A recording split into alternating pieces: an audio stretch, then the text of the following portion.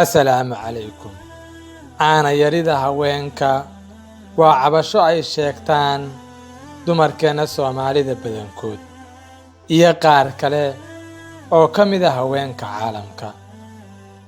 Waxaa jira siyaabo kala duwan oo keeni kara in haweeneydu caana yarayso.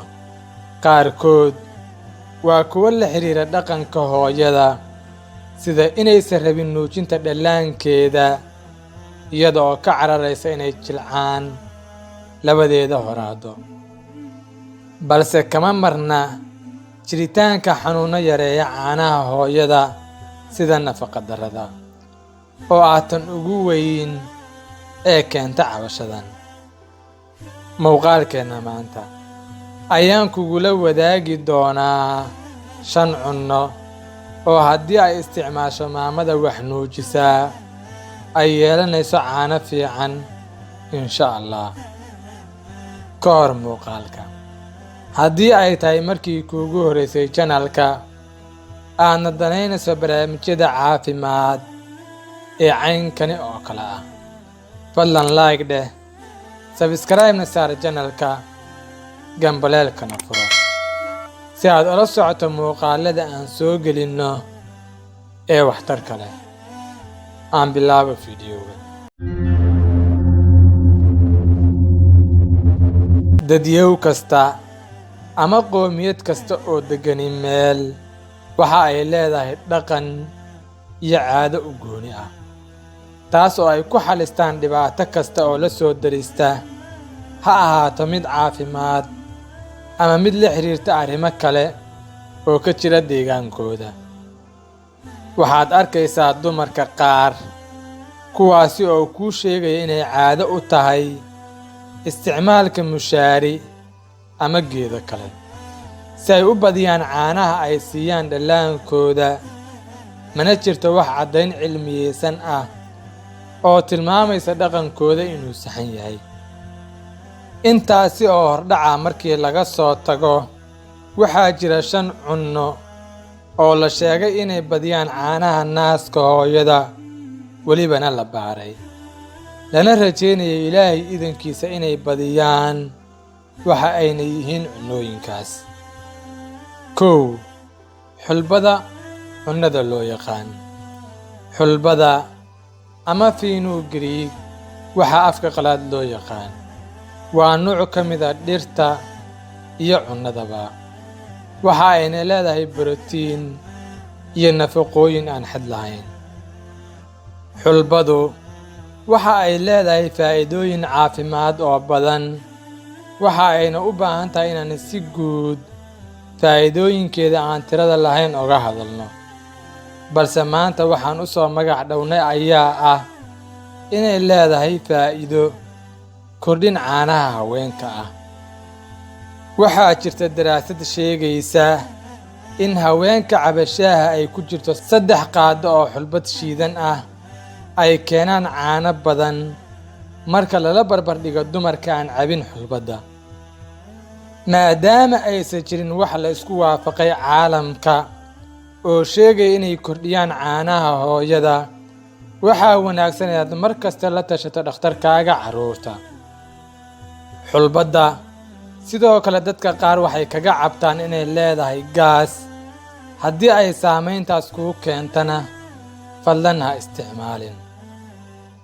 Sidoo kale waxaa jira inaan loo ogolayn xulbadda haweenka uurka leh, ilmaha yaryar iyo dadka neefta qaba, oo ay u leedahay saamayn weyn, waana laga waaniyaa dadkaasi inay u dhowaadaan.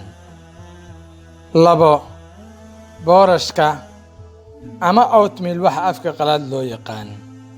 Kani waa nooc cunnada ka mid ah oo faa'iidooyin badan xambaarsan, ha noqdaan nafaqo, borotiinno iyo si guud dheefshiidkaba. Haweenka marka ay dhalaan waxa ugu badan ee la siiyo waa cunnada jilicsan. Boorashkana waa mid ka mid ah cunnooyinkaas oo ay ku jiraan 2 milligaraam oo iron ah koob kasta barkiis. una dhiganta 20 boqolkiiba inta ay u baahan tahay haweeneyda ilmaha nuujisaa maalinkii. sidaa awgeed boorashka waxaa lagu sheegaa inuu yahay mid ka qayb qaata inay kordhaan caanaha hooyada wax nuujisaa, inkastoo cilmi baarisida dhankaasi ah ay yar yihiin. 3. xawaaji dhudhuubka ama waxa afka qalaad loo yaqaano fennel seeds waa nuuc ka mid ah waxyaabaha cunnada lagu kariyo, sidoo kalena dadka qaar waxa ay ku darsadaan shaaha ay cabayaan. xawaajigan dhuudhuuban waxaa laga helaa nuuc ka mid ah hormoonnada jirka u wanaagsan oo loo yaqaan estrogen la compound afka qalaad, waana kan caawiya in caano badani ay soo saaraan haweenka. waxaa jira cilmi baarisyo xoojinaya in xawaaji dhudhuubka loo isticmaalo si loo kordhiyo xaddiga ama tirada caanaha naaska hooyada. 4. hilibkan caddiinta ama aan baruurta lahayn. hilibkan jiirka ah waxaa ku jira macdan iyo nafaqooyin sida la isla ogyahay, iyadoo taas laga qiyaas qaadanayo waxaa la isla gartay inuu kordhiyo caanaha maamada wax nuujisa. sababta sidaasi loo yidhi ayaa lagu sheegaa in macdan badan oo jirka haweenka soo gasha ay kor u qaado soo saaridda caano xaddi badan. sidaas ayaana loo yidhi hilibka aan baruurta lahayn waxa uu kor u qaadaa caanaha hooyada. 5. toonta.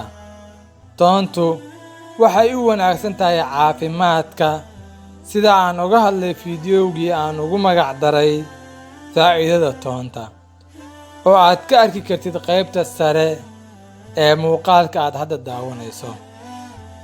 faa'iido caafimaad ahaan iyo mid cunno macaanays ayay toontu leedahay, taas oo keenaysa in maamadu ay cunto cunno badan kadibna halkaasi ay ku soo saarto caano ka badan kuwii ay keeni jirtay intii aysan cuni jirin cunnada badan. ugu dambayn, haddii ay jirto xaalad caano yari ee aad dareemayso, ugu horrayn waxaa habboon inaad la tashato dhakhtar carruur. gaalkacyo haddii aad joogtana waxaad soo booqan kartaa xaruntayda caafimaadka ee magaalada Gaalkacyo adoo la xiriiraysid nambarka shaashadda kaaga muuqda. haddii aadan joogin Gaalkacyona, tag dhakhtarka kuugu dhow ee la xiriira xanuunada caafimaadka ilmaha iyo hooyada. muuqaalkeena maanta intaasi ayuu ku egyahay daawade. haddii aad ka heshay muuqaalka, fadlan like saar, hana iloobin inaad subscribe saarto channelka, gambaleelkana aad furato, commentiskana iigu reeb haddii aad rabtid muuqaaladani oo kale. fiidiyowga inoo xiga insha Allah.